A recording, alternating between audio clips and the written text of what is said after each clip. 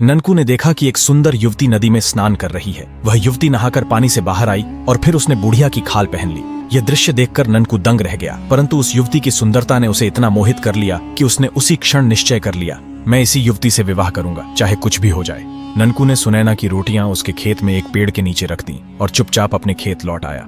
शाम को जब वह घर पहुंचा तो तुरंत अपने माता पिता से बोला, मैं बुढ़िया से विवाह करना चाहता हूँ। यह सुनकर उसके माता पिता चकरा गए। वे सोचने लगे, ये कैसी बात कर रहा है, वह बुढ़िया तो उसकी माँ से भी अधिक आयु की है। उन्होंने ननकू को बहुत समझाने की कोशिश की, लेकिन ननकू मन ही मन सच्चाई जान चुका था। वह जानता था कि बुढ़िया की खाल के भीतर वही सुंदर युवती छिपी है। समस्या यह थी कि ननकू यह बात किसी से कह नहीं सकता था, क्योंकि कोई उस पर विश्वास नहीं करता। उल्टे लोग उसका मजाक ही उड़ाते, इसलिए उसने सच्चाई को अपने तक ही सीमित रखा। जब माता पिता उसे समझा कर थक गए तो अंततः उन्होंने बुढ़िया के साथ विवाह करने की अनुमति दे दी और इस तरह बुढ़िया के रूप में रहने वाली सुनैना से ननकू ने विवाह कर लिया। लेकिन सुनैना को भीतर से भय सताता रहा। उसे डर था कि कहीं किसी दिन लंगड़ा भूत फिर से न आ जाए। इसी कारण उसने बुढ़िया की खाल कभी नहीं उतारी। गांव वालों ने जब देखा कि ननकू ने अपनी माँ से भी बड़ी उम्र की बुढ़िया से विवाह कर लिया है तो उन्होंने सोचना शुरू किया कि यह बुढ़िया कोई डायन है जिसने ननकू को अपने वश में कर लिया है। धीरे धीरे यह अफवाह पूरे गाँव में फैल गई। ननकू चिंतित हो उठा, अगर गाँव वालों ने मेरी पत्नी को सचमुच डायन समझकर मार डाला तो। इस डर से एक दिन ननकू ने अपनी बुढ़िया पत्नी का चुपचाप पीछा किया। वह देखता रहा कि कब उसकी पत्नी बुढ़िया की खाल उतारकर नदी में नहाने जाती है। जैसे ही सुनैना ने खाल उतारी और पानी में उतरी, ननकू ने वह खाल उठा ली और तुरंत आग में डालकर जला दी। ननकू की पत्नी अर्थात सुनैना जब नहाकर नदी से बाहर आई और उसने पहनने को बुढ़िया की खाल उठानी चाहिए तो वहां उसे बुढ़िया की खाल की राख दिखाई दी।